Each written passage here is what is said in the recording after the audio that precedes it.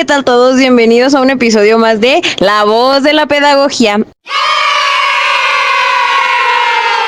El día de hoy me encuentro con 3 expertas sobre este gran tema de la planificación. Me encuentro con mi compañera Noemí, Jade, Yare y yo, su locutora Daniela.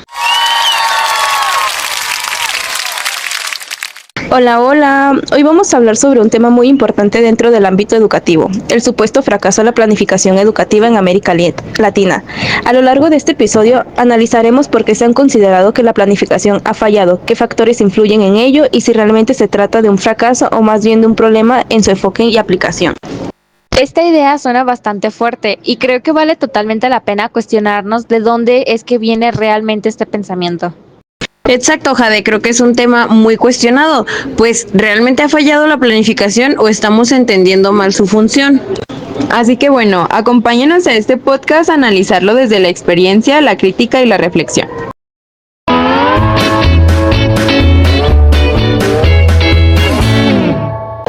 Bueno, chicas, ¿creen que antes de empezar como este debate sobre el fracaso, creen que sería bueno poner al tanto a la audiencia de qué es la planificación educativa?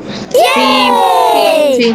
Bueno, la planificación educativa puede entenderse como un proceso mediante el cual se utiliza la información para tomar decisiones orientadas a cambiar o mejorar la realidad educativa. Es decir, no se trata solo de hacer planes como documentos, sino de pensar en acciones concretas que permitan transformar el sistema educativo. Además, es importante distinguir entre la planificación como teoría y la planificación en la práctica, ya que muchas veces el problema no está en la idea, sino cómo se lleva a cabo. Así es, Mimi. Decir que la planificación fracasó suena muy directo, pero es justo lo que tenemos que cuestionar, porque parece que se le está echando la culpa de problemas muchísimo más grandes. O sea, no es tan simple como decir no funcionó, cuando en realidad hay factores sociales, económicos y políticos que ya afectan a la educación desde antes. Es como culpar un plan de clase porque los alumnos no aprendieron, sin considerar todo lo que pasa dentro y fuera del aula. Y bueno, como lo menciona Dani, la planificación busca un impacto y el cumplimiento de objetivos. Y como lo decía Jade, este no será un proceso aislado, sino que siempre estará vinculado a considerar los aspectos sociales, políticos y económicos. Antes de planificar, tenemos que considerar aspectos como: ¿hay la economía suficiente para estos recursos que propongo? ¿El plan va de acuerdo a la transformación social que quiero lograr? ¿Y el plan será funcional para la cultura de la sociedad en la que se aplicará? Todos estos aspectos influyen desde la creación de la planificación hasta su aplicación determinada en cierta área educativa.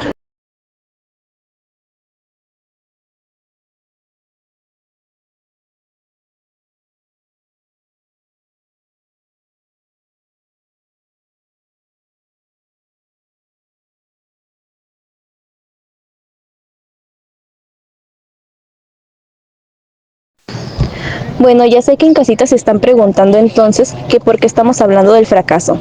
Bueno, deben de saber que a pesar de décadas de aplicación, los problemas educativos persisten. Por ejemplo, en América Latina no se ha logrado reducir significativamente las desigualdades sociales, económicas a través de la educación. Incluso en muchos casos el crecimiento de los sistemas educativos no han traído consigo mayor justicia social ni mejores condiciones de vida. Pero bueno, ¿ustedes qué opinan, chicas? Bueno, también hay que considerar que hablar de logros y fracasos puede resultar un poco subjetivo, ¿no lo creen? Bueno, Sí. yo creo que sí. Y bueno, porque los actores sociales no siempre están de acuerdo con los objetivos y en ocasiones lo que para unos es un éxito, para otro grupo significa un fracaso.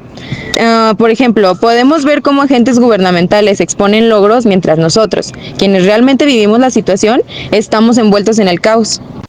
Creo que hablamos sobre un error de enfoque. Yo lo veo desde esta perspectiva, pues se le exige mucho a la planificación resolver cosas que van más allá de su alcance. No se puede culpar solo a la educación, pues hay otros factores que intervienen. Pues algunas veces el enfoque no es solamente el problema escolar, sino algo dentro del contexto social. Por ejemplo, un problema no es la falta de escuelas, sino la deserción. Aquí cambia totalmente el enfoque hacia sus causas. Bueno, chicas, ¿no se acuerdan de un artículo que habíamos leído sobre la planificación y sobre el fracaso de hace 25 años? Creo que tú sabes más del tema, ¿no, Yare? Sí, creo que sí. Sí, así es, Mimi. Según Hayade y el Banco Mundial, la planificación ha fracasado durante los últimos 25 años. ¿Pueden creerlo? En sentido de que no ha tenido mucha contribución a la reducción de disparidades sociales y económicas. Háblese de la pobreza, la violencia, la delincuencia, la democracia y la justicia social, que no han tenido ni un poco de esperanza de auge para mejorar. Al contrario, se ha aumentado considerablemente.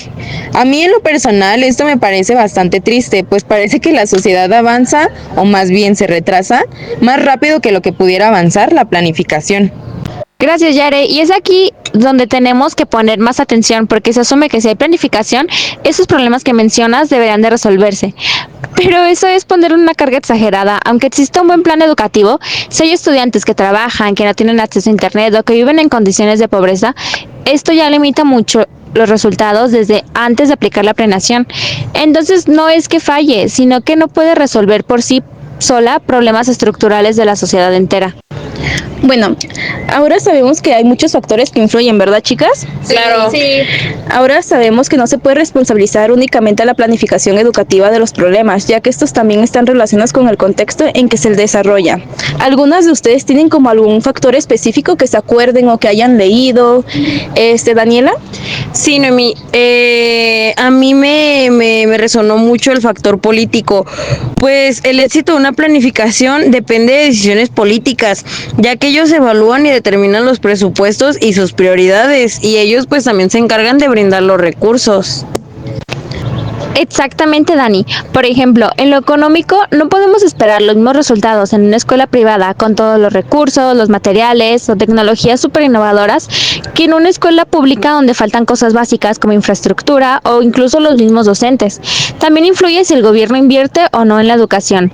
Entonces, aunque la planificación diga que tenemos que mejorar la calidad, si no hay condiciones reales para que esto suceda, entonces solamente se queda como una intención. Como ya vimos, los factores políticos y económicos tienen un gran impacto ante la planificación. Otra cosa a considerar son los modelos que se eligen para la educación, pues pueden favorecer o limitar el acceso a esta. ¿Qué pasa cuando no se consideran las realidades sociales, políticas y económicas? Ofrecen modelos que solo se quedan en planificaciones teóricas. O sea, sí están bien estructuradas, con el lenguaje adecuado, pero no sirven porque en la práctica no responden a las verdaderas necesidades de la sociedad. Ahora que las escucho, chicas, se me viene mucho en la mente lo que es la planificación tradicional. Creo que esta tiene mucho que ver con los fracasos que se podrían dar, ya que esto hace que haya mucho retroceso. Para la casita, la audiencia, déjenles explico qué es un poco de la planificación tradicional. Esta ha sido criticada por centrarse demasiado en lo técnico y en la elaboración de planes como documentos, dejando a lado su aplicación real. Además, ha sido un poco participativa y muchas veces desconecta de la realidad educativa, lo que provoca que las propuestas no se implementen o no generen cambios que esperemos. Sí, Noemí, tú lo comentas, algo de desconexión, pues creo que sí, totalmente es verdad, porque el enfoque era el de producir un plan que físicamente tomara la forma de un documento, diseñándose desde oficinas sin considerar lo que realmente pasa en las escuelas, lo que me parece un poco hipócrita, la verdad.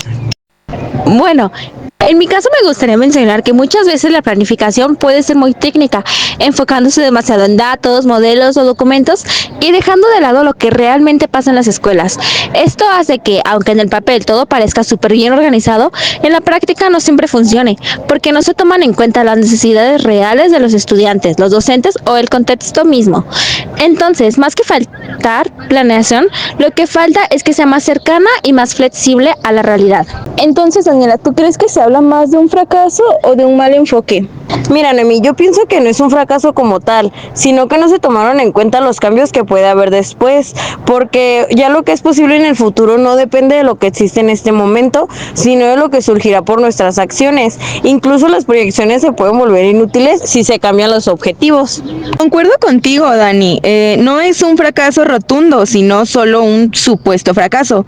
Pues como hemos visto, planificar depende de muchos factores muy complejos y cambiantes que hacen más difícil realmente cumplir las expectativas de todos. Entonces, más que hablar de fracaso, les propongo verlo quizá como un problema de enfoque, porque si diseñas planes sin tomar en cuenta la realidad social, es lógico que no funcionen como esperas.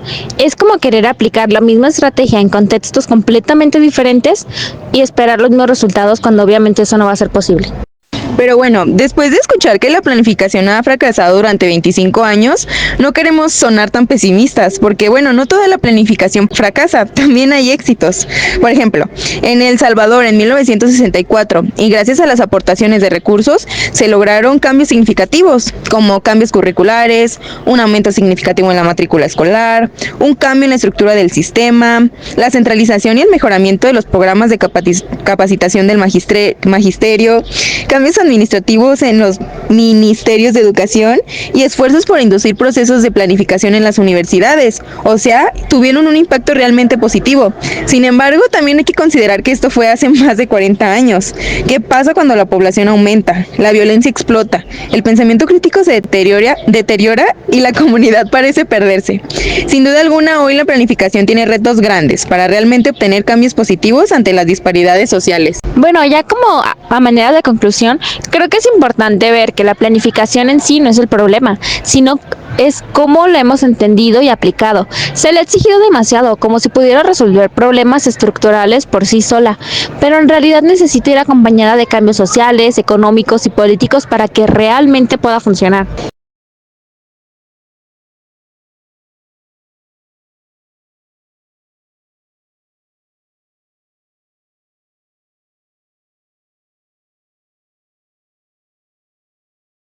Realidad social.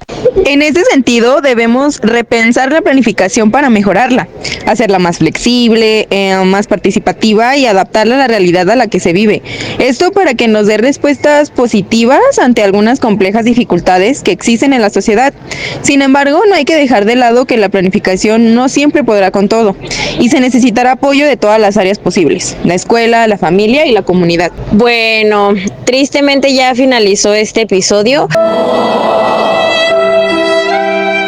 Y pues de antemano agradecer muchísimo a ustedes que nos escuchan desde casita y a mis expertas que me acompañaron el día de hoy en un episodio más de La Voz de la Pedagogía.